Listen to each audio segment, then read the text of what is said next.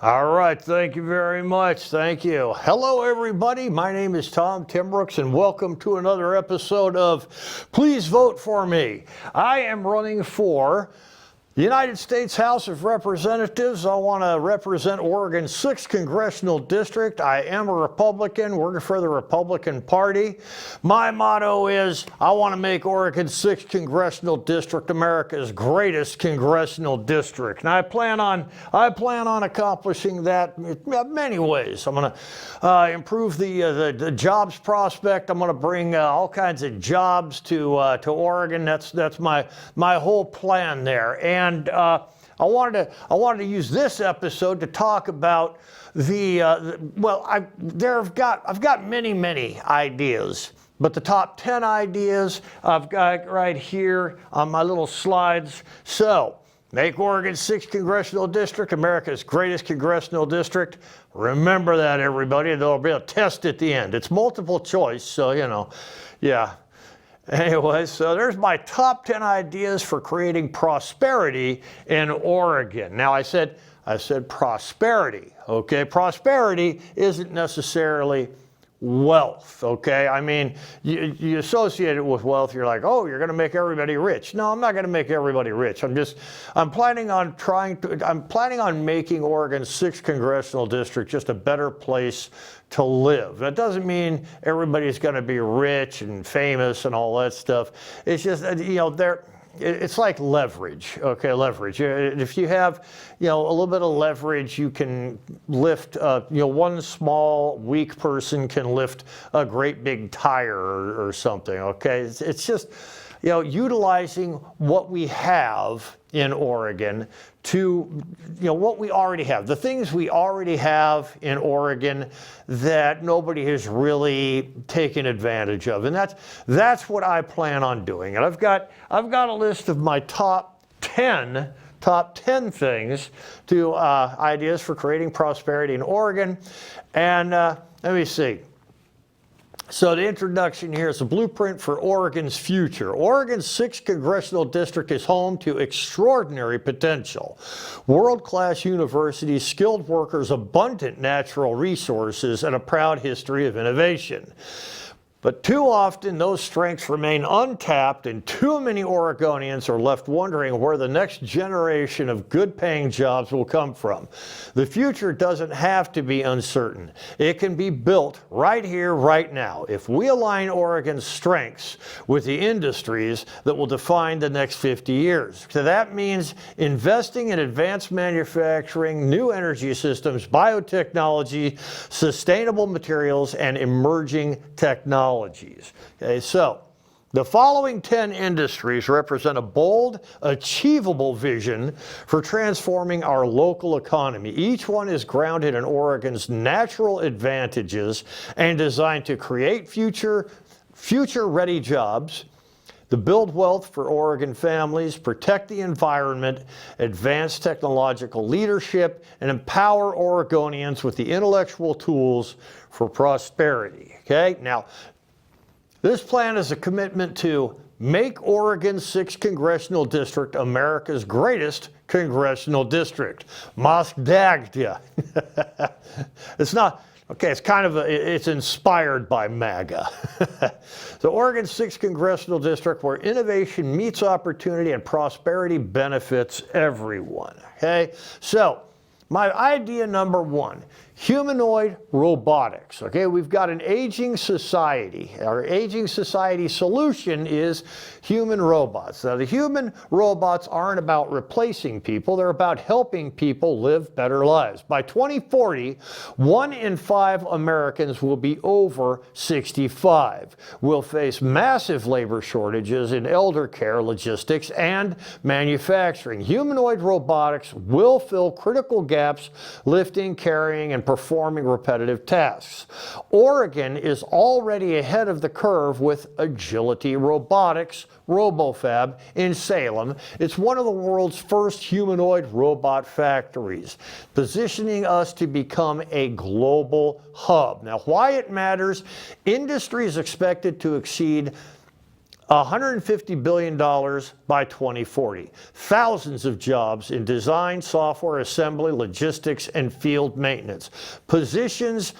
This positions Oregon as a global leader in robotics for care, commerce, and industry. Humanoid robots will help us care for our parents, grow our economy, and keep Oregon at the forefront of innovation. The policy moves. First, we're going to have to fund the robot training programs in community colleges and universities. We can do that. Provide tax incentives for companies building robotic supplies chains in Oregon. And then launch pilot projects using humanoid robots in elder care and municipal services. And this type of thing is already happening all over the world. In Japan, in South Korea, they are really, really advanced in this kind of thing. And the whole idea here is, you had, right after World War II, you had the baby boomers, this population explosion. Everybody had a bunch of kids. And those kids grew up to, go to college, go to school, become professionals like that. And the number of children has sort of diminished. So there really aren't enough young people out there to, for the next generation of people, we've got some really high expectations for them. First of all, we're expecting them to take care of the older people like myself. Hey, take care of us. And we're expecting them to keep funding our Social Security, our retirement benefits, and we're expecting them to help build the economy. So, and we're expecting them to raise their own families. So, that's a lot to expect from the next generation, especially since, we've been kind of irresponsible in teaching them stuff. So, my generation has sort of been the me generation. It's like, I'm going to go do something that, for me. And if you learn, just go to school, read a book or something like that. So my generation has been kind of irresponsible in raising the next generation. So the next generation just might not have the ability to, take care of all that stuff. So if we have these humanoid robots out there to take care of things, it will take a serious burden off of the next generation. So this is the kind of thing that in the next 10 to 20 years is going to be very important, and in the next 30 to 40 years is going to be extremely important. It's going to be imperative. We're going to have this. So right now, Oregon has Agility Robotics just south of Salem. It's a really neat factory, and if you go on YouTube, you'll see the robots that they have. These are some really impressive robots. So this is really something that Oregon should get involved in. Whether or not I get elected, one of the things I'm going to talk about with elected officials is Agility Robotics. This is a pretty important, pretty big thing for Oregon to get involved in. It would be a really good idea if we do it early. That way we're not playing catch up. Okay, I'm sure every state in the United States that has any kind of technology, Washington, California, Oregon, all over, where if any state has any kind of technology industry, I'm sure they are getting into humanoid robotics because it is going to be a necessary thing in the future. Okay, so, and picture this. Let's say we want to have a safer society. Let's say we have these robots acting as cops. Okay, and they're not going to go chasing people down on the streets. They're just going to be patrolling. You could take one of these robots and just put it on every street corner of every town in every state. And these things are not going to cost a whole lot of money because you don't have to worry about them going on strike. They're never going to get sick. They're not going to want more pay benefits or retirement benefits or anything like that. They're never going to get old, anything. So these robots could do the patrolling. And whoever is just monitoring back at the police station, so they could sit there monitoring all the robots, and if a robot sees some kind of problem, report it immediately to whomever. So the presence of these police robots, just patrolling the streets, I mean, that will improve the security of our cities a lot. So, humanoid robots are going to be a very big part of the future. Let's invest in humanoid robots in Oregon so that Oregon can be part of America's future. Okay, so let's see what else I got here now.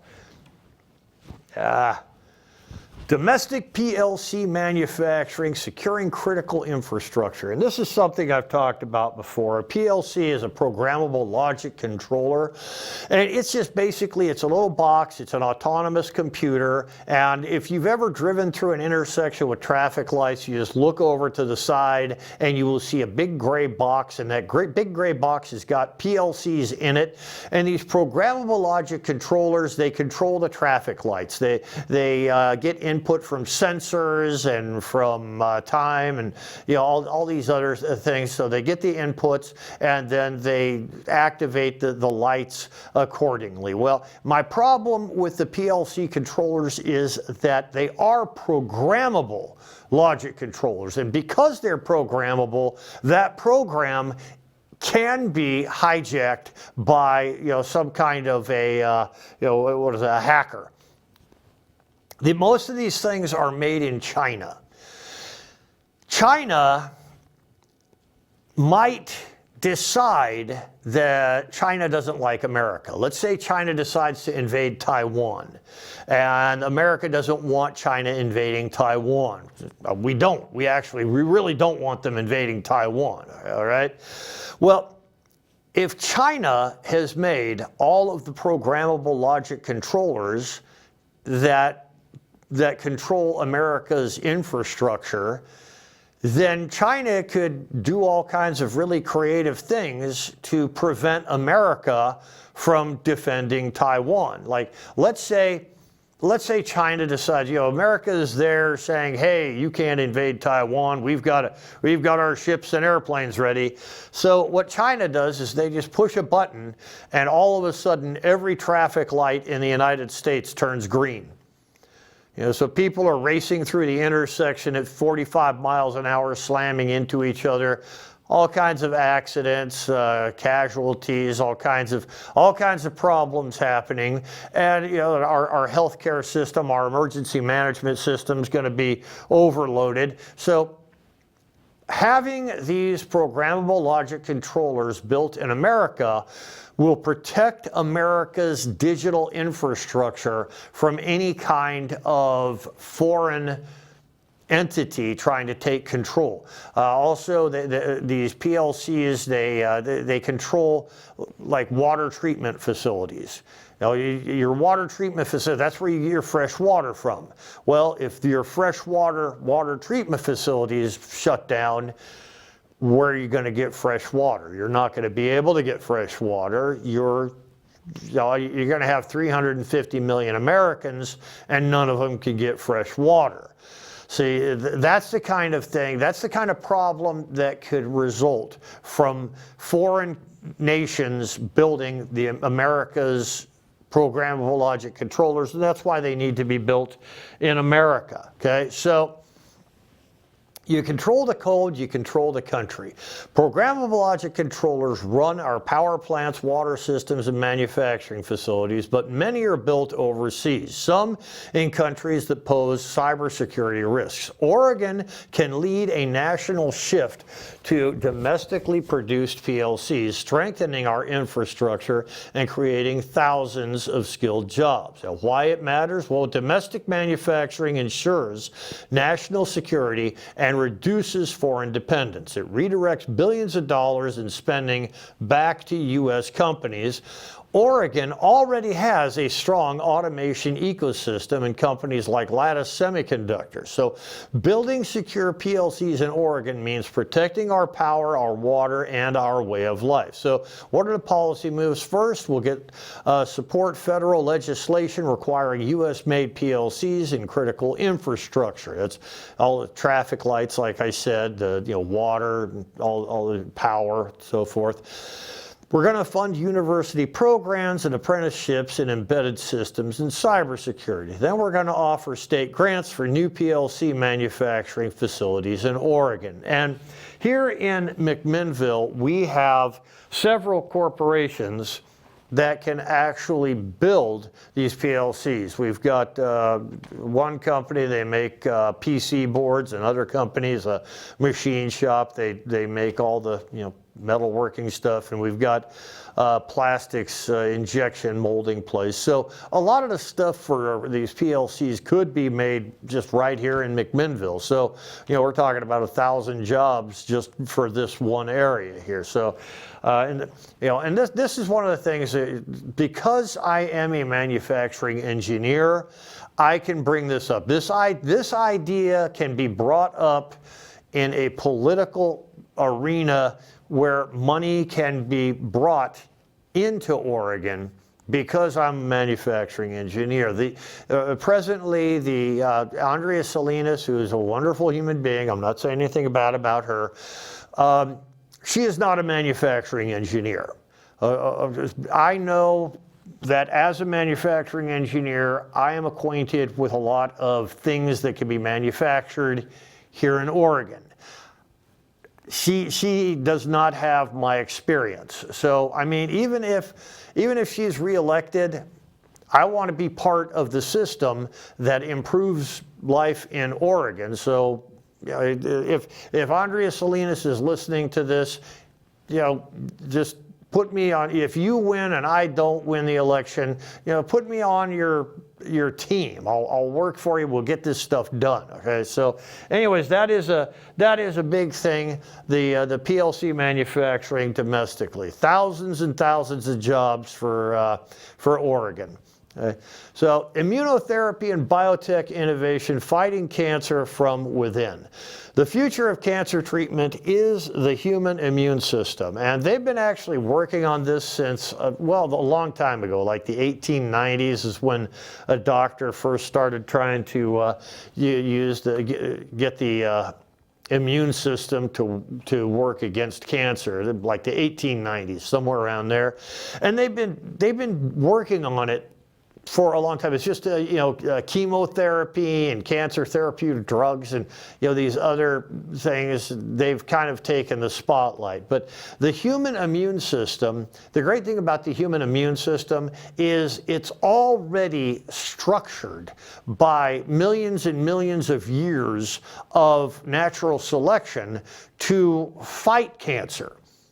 So by figuring out how to help your immune system to fight cancer, you're just basically taking advantage of something that is already in existence. It's already natural.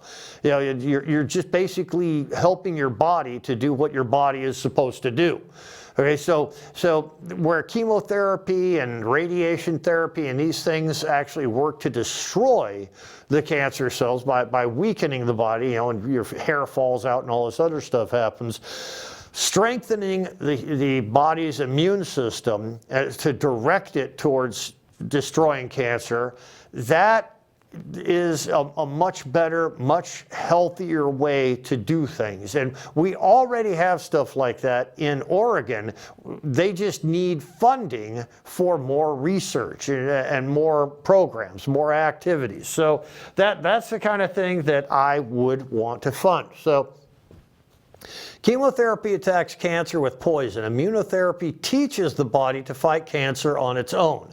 Oregon's OHSU Night Cancer Institute and Earl A. Childs Research Institute are national leaders in this field. By investing in biotech infrastructure, we could save lives and build a high-wage, future-focused industry. Why it matters? Because immune therapy market is projected to exceed $150 billion by 2030. It creates jobs in lab science, clinical trials, bioengineering, and manufacturing. It attracts partnerships and acquisitions from major global pharmaceutical firms.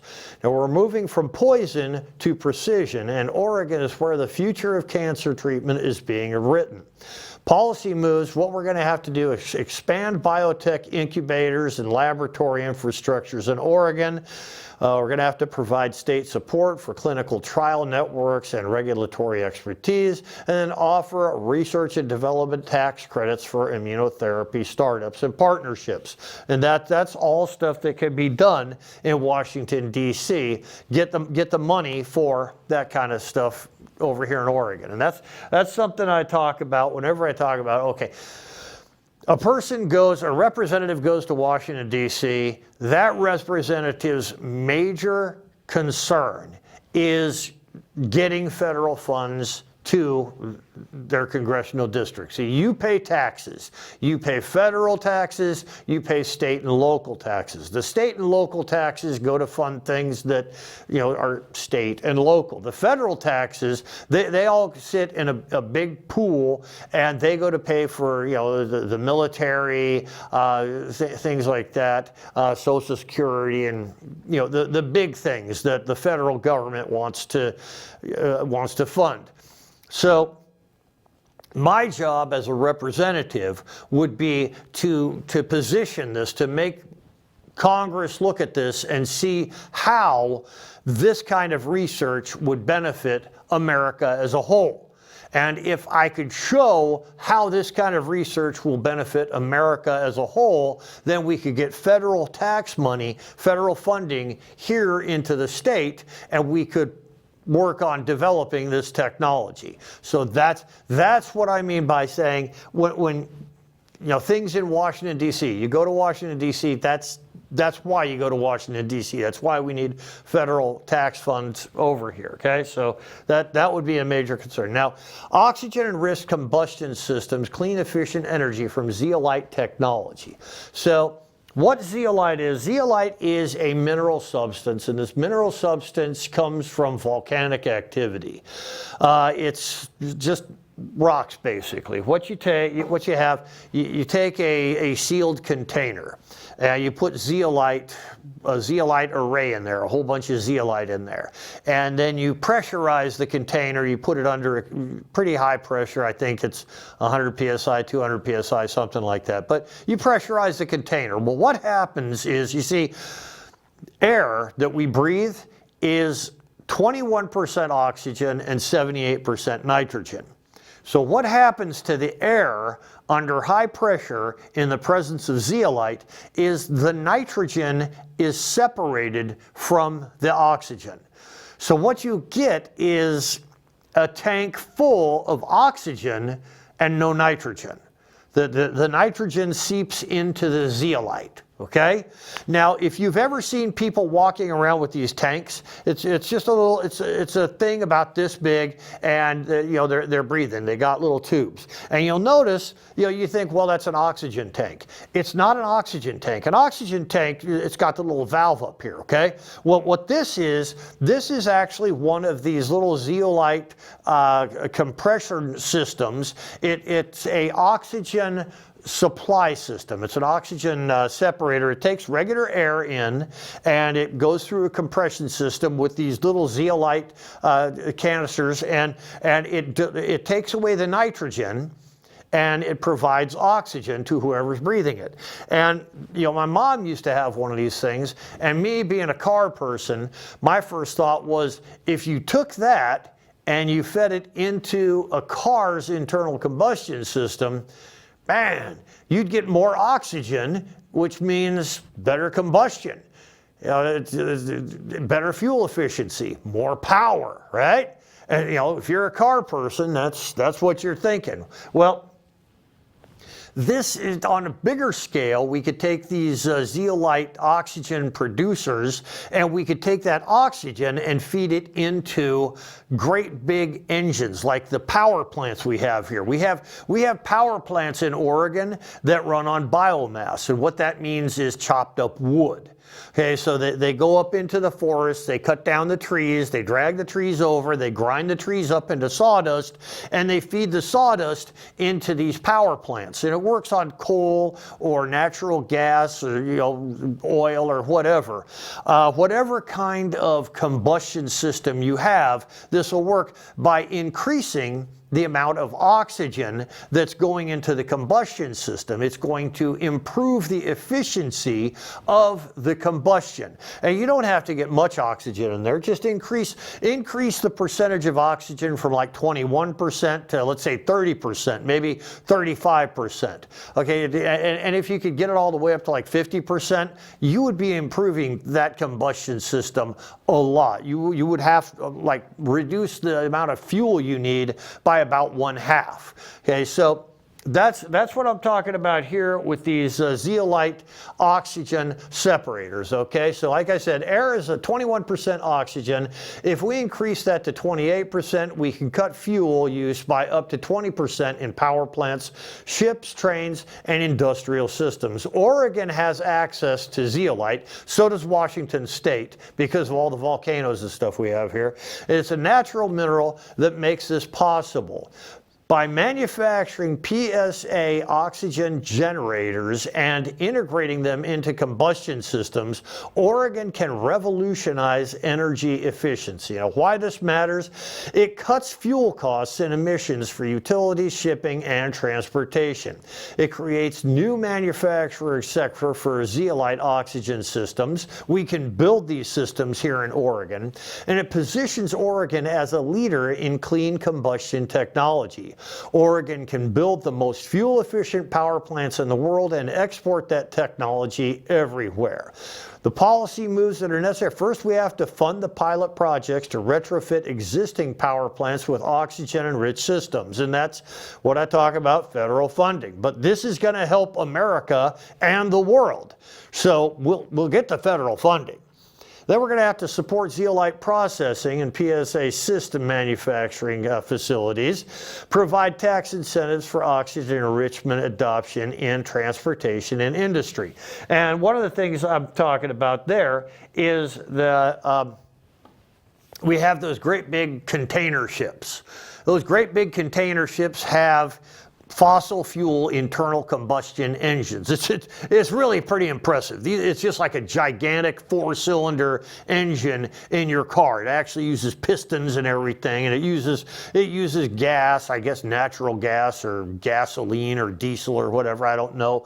But by using one of these oxygen generators and feeding the oxygen into the internal combustion engine of a container ship, you're doubling its or maybe even tripling its fuel efficiency. So it's going to require less fuel to do the same thing, and that's going to reduce the cost of shipping. Also, we have American ships that are limited in their range because they only get so many miles per gallon. If we took the same thing and put it onto American ships, the fuel use by America's military would be reduced by 20%, 30%. And so that is a cost savings to the American military. So, I mean, it's win, win, win. This is a terrific thing, and it's very much worth investing in for Oregon, and it's gonna provide a whole bunch of jobs for Oregon. So, boom, there you go. So, let's see. Sustainable concrete solutions solving the sand paradox. And this is something else. Okay, so we've seen these great big wind turbines. You got the tower and you got the wind, the propellers that are going around. They're creating electricity like that. So here's the problem with that is every one of these great big wind turbines requires 30,000 yards of concrete. Okay, 30,000 yards of concrete at the base. 10,000 cubic yards of that is sand. Sand is 1/3 of concrete. You get gravel, sand, and your lime. You mix them together, put water in there, boom, you got concrete, okay? That sand generally comes from the ocean, and it comes from riverbeds. So what we're doing there by taking the sand up from the oceans, I mean, everybody's seen these fish that crawl around in the sand and they bury themselves in the sand. Crabs will pick up sand and they'll filter feed it. They'll eat all the gunk and the stuff that's in the sand. Sand supports the life in the ocean. By removing the sand from the ocean, we are actually killing an ecosystem. We are killing the ocean's ecosystem. So by building these great big wind turbines that are supposed to save us from CO2, we are killing the ocean. We are killing the rivers. So that's not a good thing. Okay, we don't want to kill the environment in order to save the environment. So what we can do is figure out something besides sand. And there's all kinds of ideas on what can replace sand in concrete. Oregon could lead the way. So, and it's important to Oregon because we've got a lot of beaches and a lot of rivers. And those beaches and rivers, that's where people get sand. And so the concrete we use to build our cities and bridges and infrastructure and everything, that concrete, building the infrastructure could be killing the oceans that feed our environment. So, that's a bad thing. So if we're killing the ocean to save the climate, we're doing it wrong. Sand is the second most used natural resource on Earth. It's vital for concrete, but construction-grade sand is dredged from rivers and seafloors, destroying ecosystems that marine life depends on. Each wind turbine requires 10,000 cubic yards of sand, creating a hidden environmental crisis. Oregon can solve this by developing sustainable sand alternatives. Why it matters? It protects fragile ecosystems and biodiversity. It creates new industries in recycled aggregates, crushed basalt, and engineered materials. It aligns with ESG goals and positions Oregon as a global leader in green construction materials. We can save the planet from carbon and protect the oceans. Oregon has the technology to do both. So what we have to do, our policy moves are going to be fund R&D into sustainable aggregate and bioconcretes. That's federal tax dollars, like I was saying. Mandate recycled content in public infrastructure projects and offer incentives for companies that develop or use sand alternatives. So that's what I would go to Washington, D.C. for, is to get money to pay for all that stuff. And it's good for America, it's good for the world. Now, another thing that Oregon has here, industrial hemp. It's a regenerative manufacturing industry. Hemp, one crop, thousands of products. Hemp grows quickly, uses far less water than cotton, and thrives in Oregon's climate. It can replace trees for paper, cotton for textiles, petroleum for plastics, and even serve as building material. Hemp can revitalize rural economies and anchor sustainable manufacturing right here in Oregon. Why it matters? Well, it produces 4 times more paper per acre than trees. It uses 75% less water than cotton, and the global hemp market is projected to exceed $18 billion by 2027. It powers multiple industries: textiles, paper, plastics, hempcrete, and biofuel. So hemp can give us paper without deforestation, clothing without pesticides, and jobs without pollution.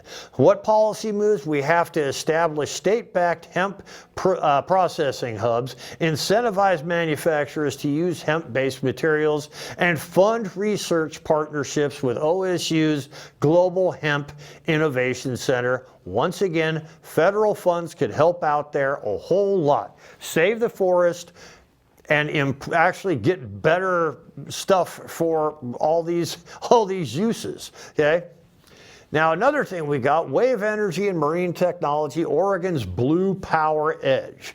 Wave energy turns rough seas into steady paychecks. Oregon's Pac Wave South project is the first grid-connective wave energy test site in the U.S., opening in 2026. It's a chance to lead in marine renewable power, creating jobs in fabrication, cabling, logistics, and maintenance, while exporting Oregon expertise around the world. Now, why it matters, it taps into untapped, predictable, renewable energy source. It creates new industries in marine infrastructure and subsea systems. It establishes Oregon as America's wave power hub. Wave energy lets Oregon harvest clean power from the ocean and build an economy on it. The policy moves, we're going to have to support the marine supply chain development for Pac Wave. We're going to have to provide tax credits for Oregon-made subsea hardware and invest in coastal workforce training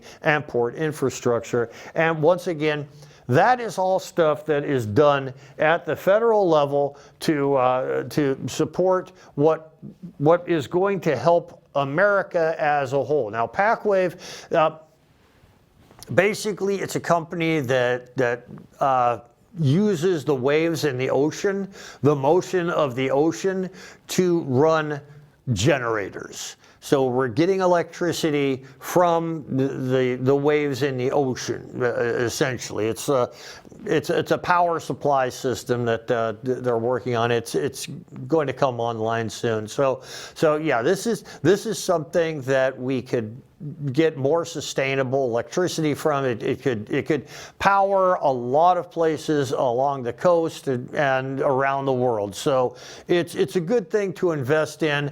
If we invest in it, we could lead the world in this particular industry. Now, geothermal energy and thermal storage, same thing. Power from Oregon's volcanoes, or volcano power, clean energy that never goes dark. Central Oregon's Newberry volcano is one of the most promising geothermal sites in the U.S. Enhanced geothermal systems, EGS, could deliver 24/7 renewable power, complementing wind and solar. This creates drilling, construction, and engineering jobs and long-term energy independence. And why it matters? Well, geothermal is dispatchable, base load power, not weather dependent. So with solar and wind, we're always complaining, well, what if it's dark? No electricity. What if the wind doesn't come? No electricity.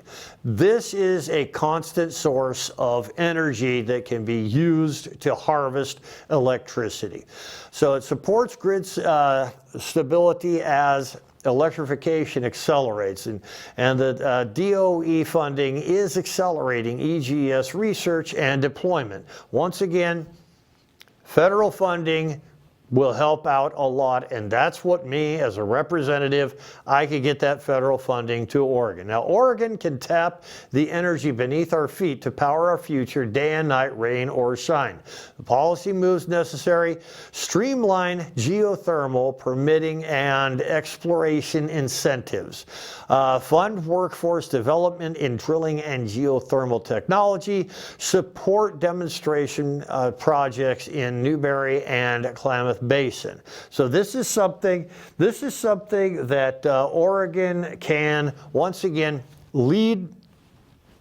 Well, God, I'm not going to say lead the nation, because geothermal energy has been around for a long time. I remember as a kid they were talking about geothermal energy and so forth. So this is something that Oregon can do for Oregon, Washington, California, Nevada, Idaho.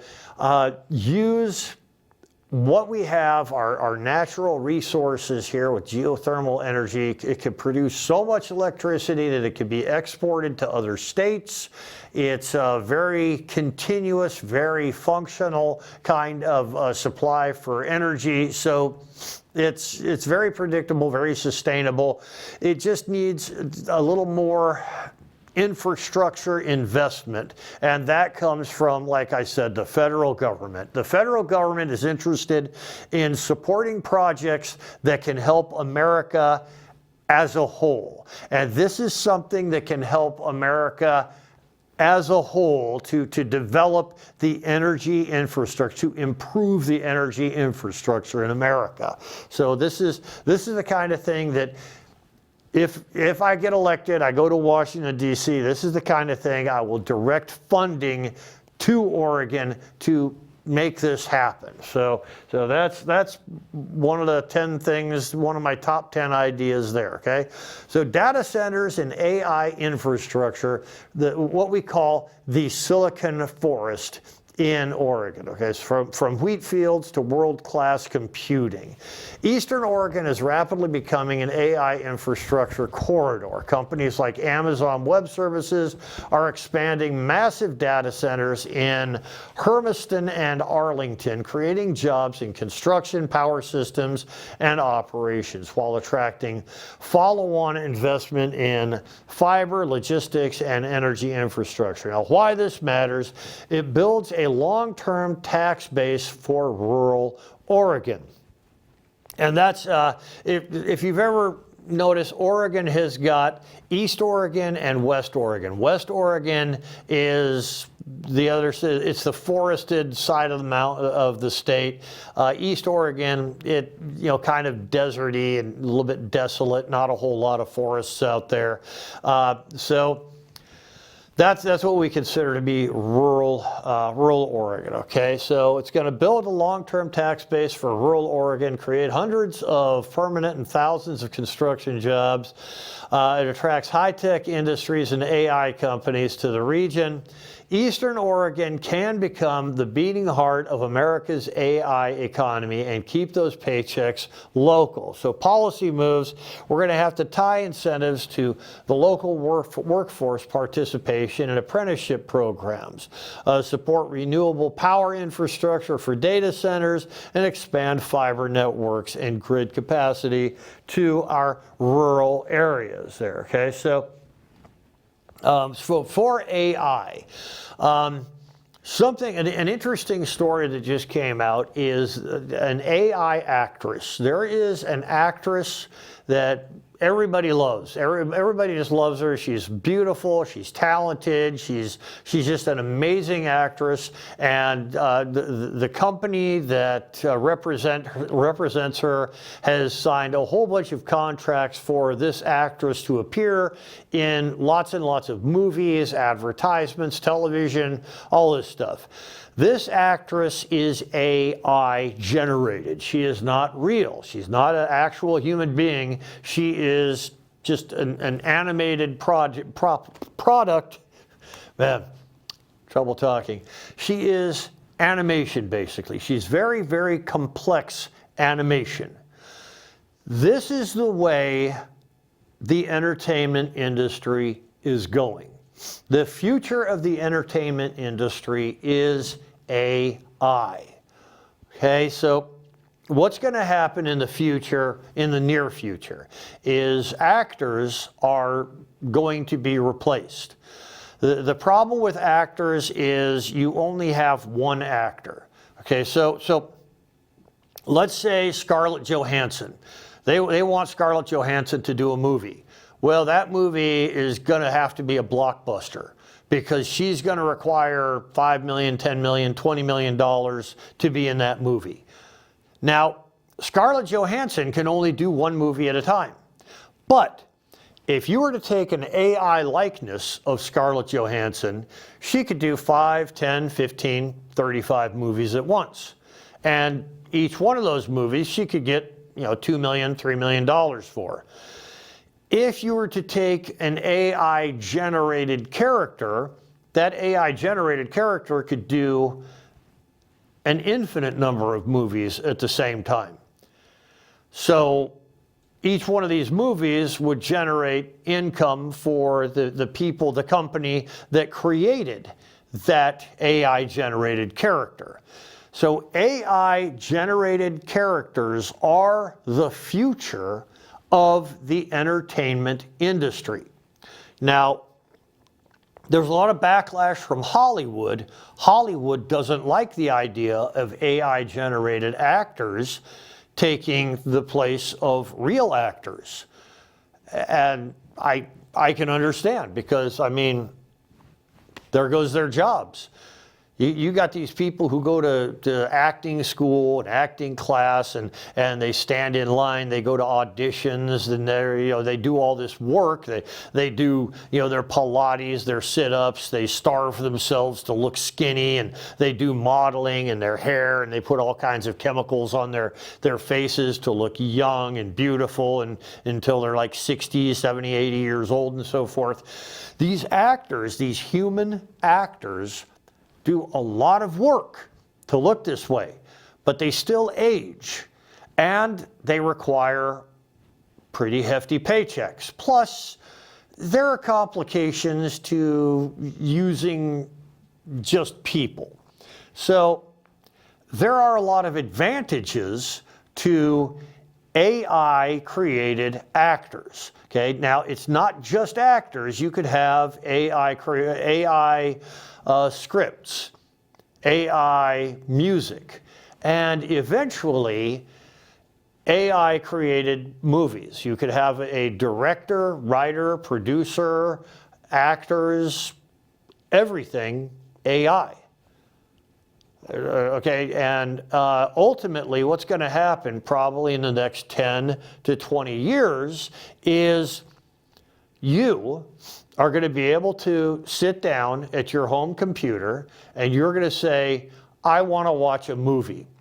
And your home computer is going to start creating a movie for you. You're going to say, I want it to be a Western in outer space starring sea otters. And these sea otters are going to be telepathic. Okay, so telepathic sea otters in outer space, Western movie. And your home computer will be able to tie in with an AI database, and within seconds will have exactly the movie that you're looking for. And if you want it to be realistic, it can make it realistic. If you want it to be an animation, it can be an animation. This AI system will be able to create anything you want. So artificial intelligence is the future of the entertainment industry. And not just entertainment, but news. I mean, let's say you have sources for news all over the United States. Right now, you have these people, these human beings who get on the show and they tell you the news. Okay? These people, well, they have, they require salaries. They can get sick. They can get replaced. They can say the wrong things. They're imperfect. They are human beings, and human beings are not perfect creatures. Okay, the AI could develop. Let's say you tell your home computer, I want to watch the news. Your home computer says, okay, great. What kind of news would you like? Sports news. I want the news about sports. So your home computer creates an entire sports news show just for you. All of the sports that has just happened today is going to feed into this computer. It's going to give you the scores, the statistics, who did what to whom. If you want international news, I want to find out about the war in whateversville. Who's winning the war? How many people? How many airplanes? How many bombs? How many bullets? And blah blah blah.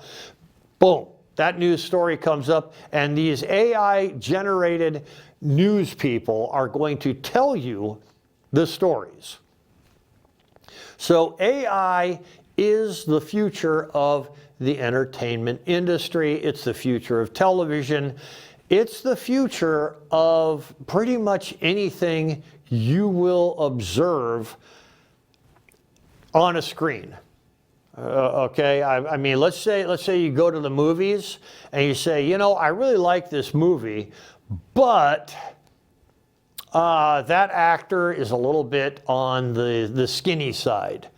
So right in the middle of the movie, that you're watching, the AI could be like, oh, the person in the audience doesn't like that actor, a little on the skinny side. So the AI could just bulk that actor right up and hey, that's much better. So yeah, AI is the future of the entertainment industry. And if Oregon invests heavily in AI research, then we can take the lead on this kind of thing, and the whole entertainment industry. You know, we can have an entertainment industry AI massive complex right here in Oregon.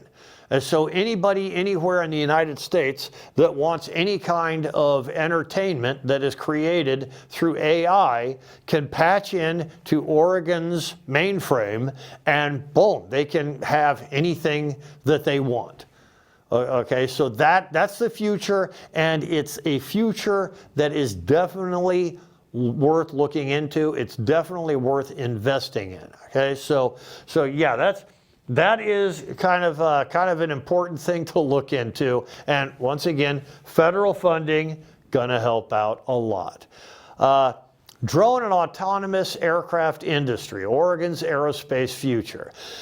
Design the brains in Beaverton, that's really close, that's Oregon's 6th Congressional District. Test the drones in Pendleton, that's the 6th Congressional District. And build the future right here in Oregon. Oregon is home to one of the largest FAA-approved drone test ranges in the country, Pendleton UAS range. And Analog Devices in Beaverton manufactures key accelerometers used in drones.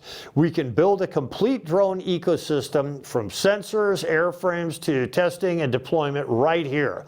Now, why that matters? Well, the drone market is projected to exceed $90 billion by 2030. It creates jobs in aerospace manufacturing, avionics, AI, and field operations. It supports applications from agriculture and wildlife monitoring to defense and logistics. Oregon can lead the drone revolution, designing, testing, and flying the future from right here at home. The policy moves we got to make. Create a drone innovation district in Pendleton that with shared hangars and labs, offer grants for Oregon-made sensors and avionics development, and formalize procurement programs for wildfire forestry and infrastructure monitoring. Okay, so as far as drones go, now a little while ago I was talking about humanoid robotics. I keep saying humanoid robotics, and you know I stopped saying humanoid robotics, but I say humanoid robots like that. Okay, so yeah, I'm not having a stroke or anything. I'm just, you know, I get in the middle of one word and want to go a different direction. Okay, so humanoid robots. I was talking about a little while ago where we could use them as police patrols. These humanoid robots could be patrolling neighborhoods, just walking around neighborhoods. They have their little cameras going and everything. And let's say something happens. Somebody drives through a neighborhood going 170 miles an hour. Well, that's a suspicious activity, but you don't expect the humanoid robot to chase after that vehicle. The humanoid robot has a job to do. It's patrolling. It's patrolling the neighborhood looking for suspicious activity. Well, what's going to happen is you're going to have a drone. One of these little drones is going to be stationed up on a traffic light or a street light or somewhere, and the humanoid drone, the humanoid robot, is going to look at the suspicious activity. The guy's driving away. Well, it's going to assign this drone. This drone is going to take flight and chase the car. Okay, so let's say this person who's driving away, it's a suspicious activity, just robbed a bank, kidnapped somebody, and is driving through the neighborhood. Well, that drone is going to follow the car until that car runs out of gas or stops or something. Wherever that car stops, the drone is going to alert the police, hey, they've stopped over here, come and do something about it. Okay, I mean, this is a terrific assist to the police. These drones could be all over every city. Every city in America could have drones just waiting on every building by every street. And these drones could just sit there waiting until one of the patrol robots sees some kind of suspicious activity, and then boom, assign the drone. The drone follows the suspicious activity car. So you're not going to have these high-speed police chases down freeways anymore. Okay, I mean, if you live in Los Angeles, you have, hey, another high-speed chase is, the cops are chasing these people down the freeway, blah, blah, blah is happening. You're not going to need that. You're going to have these drones, and these drones can follow a car anywhere the car goes. So that's going to be a lot better for the police. It's going to be a lot better for people who are on the freeway, because if this person in the car sees, okay, I'm going real fast, I'm weaving in and out, yeah, there's no cops following me, that person is not going to take unnecessary chances, because that person is going to think, well, there's no cops following me, so I can pull off the freeway and just go over to my girlfriend's house. Well, the drone is going to see this person, he goes over to his girlfriend's house, parks, he's all like, ha, ha, ha, 187 miles an hour on the freeway and nobody stopped me, ha, ha, ha. And then he's going to hear the drone overhead just, and he's going to be like, oh, they got me. Yep. I guess I'll just sit here and wait and have a cup of coffee at my girlfriend's house. I can hear the cops coming right now. They know exactly where I'm at, what kind of car I'm driving, exactly what's going to happen. So, this drone technology for civilian purposes will be a terrific assist in law enforcement for the people. So, anyways, this is something that Oregon can lead the way in, because we've already got the infrastructure built up. We just need to expand the infrastructure, increase the size, increase the manufacturability. This is the kind of thing that federal funding can help with. I go to Washington, D.C., I get federal funding for all of these things. Oregon can lead the way in developing these technologies, and every Oregonian can benefit from these technologies being developed. Okay, and that's my plan when I go to Washington, D.C. If you guys elect me, I'll do that for us, and everybody will benefit. Democrats, Republicans, everybody. So that's what I plan on doing. These are my top 10 ideas. If you elect me and send me to Washington, D.C., I'll be there for 2 years, 2-year intervals. That's the way. The term of a representative is 2 years. They're reelected or somebody else gets elected. But anyways, I'm pretty sure within 2 years, these 10 ideas can be presented and developed. I could get money to Oregon to help develop these ideas, okay? So this isn't just a jobs plan, it's a blueprint for Oregon's future. Our industries leverage our land, our people, our research, and our resources to create thousands of high-paying jobs, protect the environment, strengthen our national security, and help our citizens to build wealth. This process is how Oregon's 6th Congressional District will become America's greatest congressional district. Closing message here. In building the future together, the road ahead is clear. Oregon's future prosperity depends on our willingness to think boldly and act strategically. These 10 industries are not abstract concepts. They are real, actionable opportunities that already exist within our reach.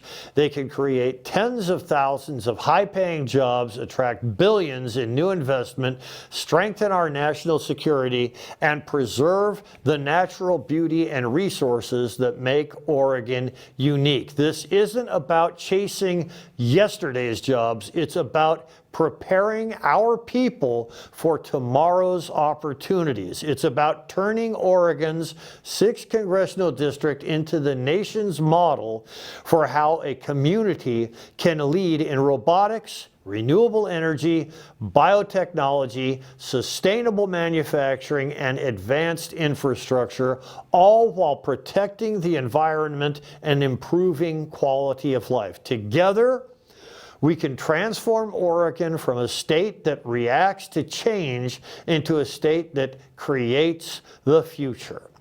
Together we can build an economy that is innovative, secure, sustainable, and inclusive. Together we can make Oregon's 6th Congressional District America's greatest congressional district. So now here's another 10 things, the 10 things that I plan on doing when and if I get to Washington, D.C., and this is just additional stuff. These are the top 10 things that I plan on doing that's going to affect America as a whole. It's gonna help jobs in Oregon too, but mostly this is gonna help America as a whole. Okay, so remove $5 trillion from the national debt. Propose the 28th Amendment for transparency and financial incentives. And this is financial incentives from the government. Back in the 1930s, okay, the preamble to the Constitution says, "We the people of the United States, in order to form a more perfect union, ensure justice, domestic tranquility." Oh God, I can't remember right now. But one of the bullet points in the preamble is promote the general welfare. Okay, and it's going to drive me crazy. There's 6 bullet points. I should be able to say them all. I know them all. But promote the general welfare. So promote the general welfare is one of the bullet points in the preamble. So in the 1930s, the Supreme Court said it's okay for Congress, under the preamble, the condition of the preamble, promote the general welfare. It's okay for the government to provide financial incentives to businesses and non-government organizations. Well, that means that there are financial incentive programs out there that have been around since the 1930s. Are they working? I don't know. Are they still around? Yes. Why? Well, because representatives in Congress keep them, because that's how the representatives keep their jobs, by making sure these financial incentives from the 1930s are still providing money to people. The 28th Amendment will create a branch of government under the executive branch. The executive branch enforces the laws. So what they will do is they will evaluate every financial incentive that Congress is providing financing for, and evaluate that financial incentive to see if it's working or not. If it's not working, get rid of it. If it is working, keep it. So that's what the 28th Amendment is going to be about. I'm going to want transparency in the financial incentives that Congress is already providing. I want to make sure that what they're doing is helping the people. It is promoting the general welfare. It's not working against us, it's working for us, okay? So secure America's digital infrastructure by requiring PLCs be built domestically. That was one of my top 10. Tuberculosis and polio screening for all migrants as well as food workers. And this is an important thing because we don't want those diseases being spread. The 5-pillar blueprint to empower local governments. Every local government in America should have a 5-pillar blueprint to help its citizens to use tax money efficiently. The 5 pillars are infrastructure, jobs, housing, food, and fuel. That's what the government, local governments are supposed to concentrate on, is making sure the citizens have all of those things. Another thing, protecting our law enforcement through the Reasonable Operational Space Act. That is making sure that law enforcement is safe from protesters who get right up in their face and yell at them. Requiring early measles vaccination. Measles is the most important disease to be vaccinated against. American Talent First Act to ensure American workers are prioritized for American jobs.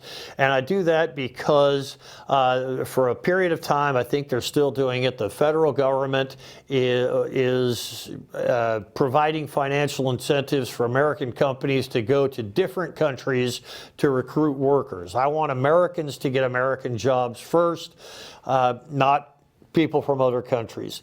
And immunotherapy for cancer research, that's one of my top 10 that I discussed with you.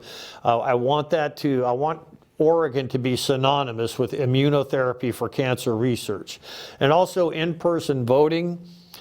This should be an option for every American citizen. Oregon has recently taken away in-person voting so that it all can be done by mail-in ballot. I want to change that to in-person voting because every citizen of the United States deserves the opportunity to be present, to cast their ballot in the presence of the people who collect the ballots. Because I mean, yes, it has been shown that in-person voting is just as safe as mail-in voting, but it's also been shown that mail-in voting can be tampered with. So if a person feels unsafe doing the mail-in voting, they should have the option of doing the in-person voting. In-person voting should not be a right that is taken away from any American, any voter.